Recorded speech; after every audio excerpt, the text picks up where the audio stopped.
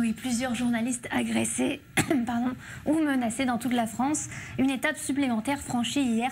Par exemple, à Rouen, une vidéo qui a fait le tour des réseaux sociaux, c'est celle de cet agent de sécurité qui accompagnait deux journalistes de LCI venus faire leur travail. Résultat, cet homme est pris à partie par une dizaine de gilets jaunes. Il est roué de coups, une scène assez violente. L'agent de sécurité est ressorti avec une fracture au nez. Choqué, le groupe TF1 a condamné ces actes avec la plus grande fermeté et décidé de porter plainte.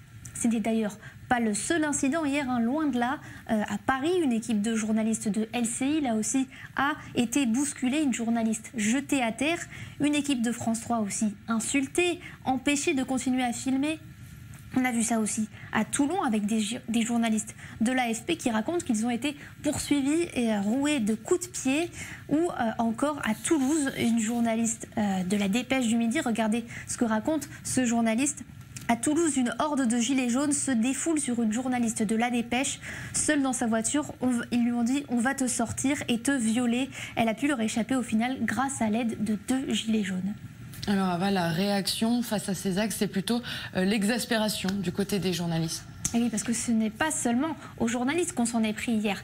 Il y a quelques semaines, des gilets jaunes étaient devant le siège de l'AFP, ils criaient, c'était des huées qu'on entendait, mais là, on s'en prend aussi au bureau des médias. Le journal Lyon Républicaine et La Voix du Nord, des centres d'impression ont été bloqués, comme un peu les gilets jaunes bloqués ces dépôts de carburant. 20 000 journaux n'ont pas pu être distribués. Alors oui, c'est l'exaspération, c'est les journalistes qui ont de très vives réactions sur les réseaux sociaux, vives réactions politiques aussi, par exemple de Benjamin Griveaux, le porte-parole du gouvernement, qui dénonce coup de gueule. Depuis des semaines, des équipes de journalistes sont prises à partie et subissent des violences de la part de manifestants partout en France. Réveillons-nous. Christophe Castaner aussi qui dit « Dans notre démocratie, la presse est libre, la liberté d'informer est inaliénable.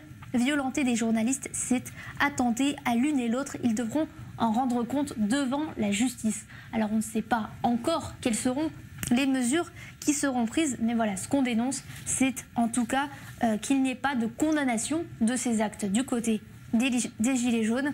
Et on retrouve encore sur Facebook, sur les groupes des Gilets jaunes, des réactions telles que s'ils disaient un peu moins de bêtises, eh bien, il n'y aurait pas ces réactions. Ce sont des policiers déguisés en journalistes ou encore ils collaborent avec le gouvernement ou même quelques baffes, ça remettrait les journalistes dans le droit chemin.